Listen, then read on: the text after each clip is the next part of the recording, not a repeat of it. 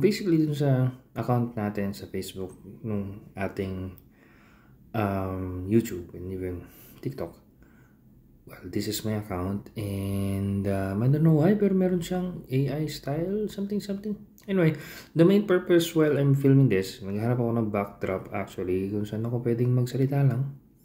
Pero the point of this video is just simply sharing the power of prayer. And well, sa Pilipinas, we actually, well, prayer is very, very well known. The thing is, how we see prayer is, well, medyo, well, at times hindi siya biblical. For others, it's a mantra. For others, it's a memorize. Pero hindi kasi siya ganun eh. And it's in the Bible. Diba? It's a conversation with God. We are taught by the Lord Himself, si God Himself, si Jesus Himself, our Lord. Kung paano magdasal. He didn't say, pray this, ito memorize mo, i-pray mo to. No, He prayed, this is how we should pray. And it's actually acronyms, no?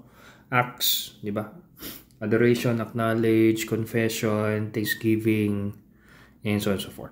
Pero yes, it taught us that prayer na yung pag-adore natin kay God, yung pag-acknowledge natin sa character niya, kung sino siya sa buhay natin, should be, there's a lot of things to be thankful for every day. It's not necessarily na it's always be every time we pray, it's acts, diba? Adoration, confirmation, confession, acknowledgement, thanksgiving, and supplication or paghingi ng pangangailangan, di ba? Most of the times nga, supplication lang yung ginagawa natin eh. Pero it's a conversation every day. Parang pag-usap sa tatay mo, tayo, musta ka? Oh, okay naman dyan. Tapos, hindi ka naman biglang magkaroon ng pera, hindi. Pero musta ka, yung concern. Ganon din kay Lord. Lord, salamat sa binigay mong gabay today. Alam mo yung mga pinagdaanan ko. Hindi ko na mag-gets yung mga paraanan mo. Tulungan mo kung mas maintindihan yung salita mo. Diba? So, importance of prayer. And dun din, papasok din talaga yung pagdidevotion natin sa pagbabala natin sa salita niya. The more we get to know God, the more our prayer life will change. The more our worship life will change, the more our life will change. The more we get to know God, the more we know what life is. Because He Himself is the source of life. Diba? Kaya sinabi nga, yan, na mismo sa quote sa aking, diba? Life begins with Jesus is the reason you live. Not necessarily magpapari ka o magpapastor ka. Kasi, well, si Paul lang naman yung pastor sa atin, apostol yung iba, and si Peter, si Pablo, si Pedro ay isang mangingisda. Yung iba sa kanila is pastol, di ba? Si King David, pastol, naging hari, di ba? Hindi naman iba-iba naman yung kanilang hindi naman lahat sila pare, hindi naman lahat sila pastor eh. Ganoon din sa atin, hindi porket janitor ka, housewife ka, hindi ka na magagamit ng Lord. Magagamit ka ng Lord kung saan ka na niya nilagay. Diba? Kung ano naman yung trabaho mo, security guard ka man o janitor. Diba?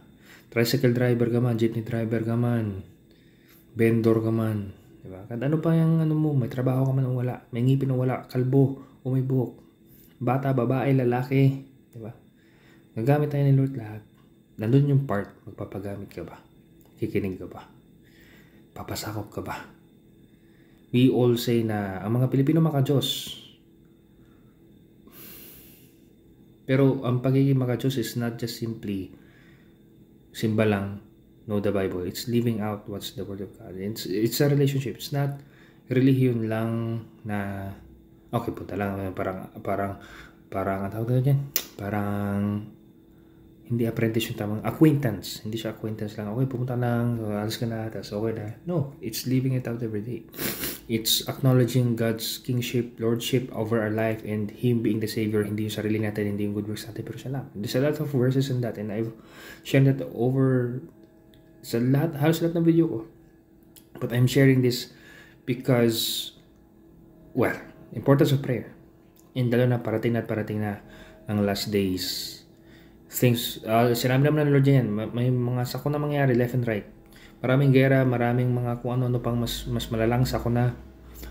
But ang pinaka-importante kaysa sa pera, kaysa sa kung ano pa meron sa mundong ito. Well, importante, importante ang mga bagay, pero higit na importante yung relasyon natin sa Kanya. Because there's no way, no ticket to heaven kundi si Jesus lang.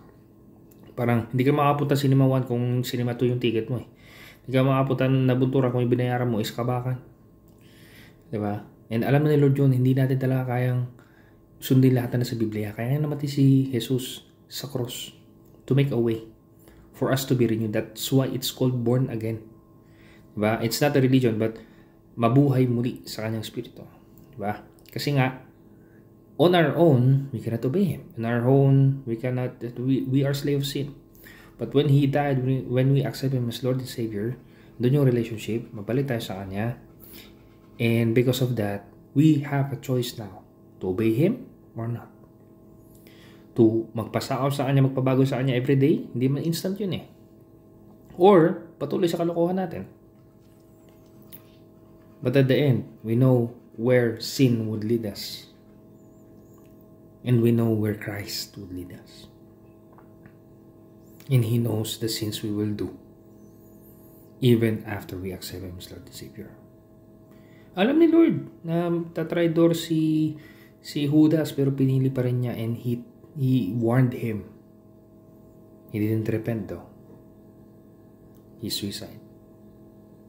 He knows that Peter would deny Him 3 times and even restored him.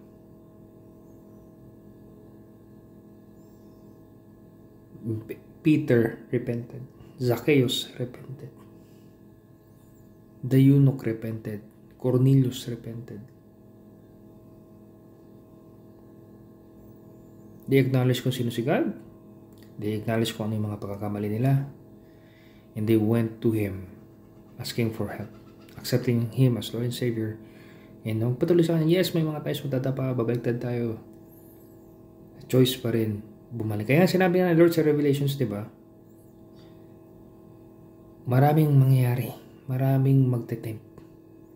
Nandun din yan sa John, di ba? Take heart. Many troubles will come to you in this world, but take heart, I have overcome the world. Sabi ni Lord yun. Even in the Revelations of the 7 churches, winar niya. So sabi mo, mahal mo ako, pero hindi mo ako mahal eh. Call me Lord, Lord, but you didn't obey me. You will lose sight of your first love. Diba? Not about romance, pero si Lord. Meron pa akong gustong i-share. Pero gusto kong emphasize power of prayer. Well, actually, higit sa lahat, the power of the gospel. Accepting Christ as Lord and Savior. Kasi you won't see the value of prayer, the value of devotion, the value ng word niya, ng relationship mo sa Kanya, unless you accept Him as Lord and Savior. Unless you see that value, hindi mo kayang iligtas ang sarili mo. Every one of us will burn in hell apart from Christ. Hindi yan sa dami mong dinonate, hindi yan sa dami mong ginawa. Nasa Ephesians 2 verse 8 to 9 yan. And marami pang verses actually. Even in Acts chapter 4 verse 10 to 12. But the bottom line is, there's only one way. And that is Christ. And He Himself said that, I am the way, the truth, and life. No one comes to the Father except through me.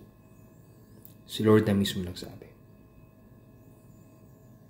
And I'm sharing this because, yun nga,